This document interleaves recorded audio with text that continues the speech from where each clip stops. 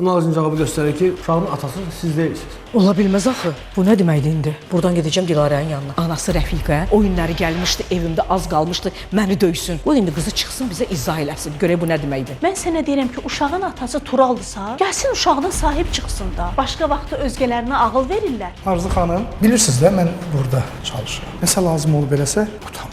Mən öz bacanağımın yaxşı işçisi üçün əlimdən gələn kömək eləməyə hazıram. Tez elə sənin nənəm, çıx çölə.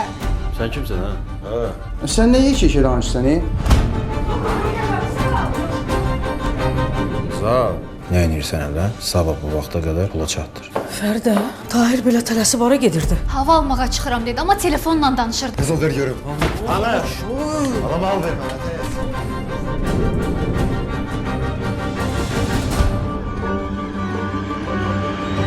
Xəyanət 1 oktyabr saat 22-də Xəzərdə.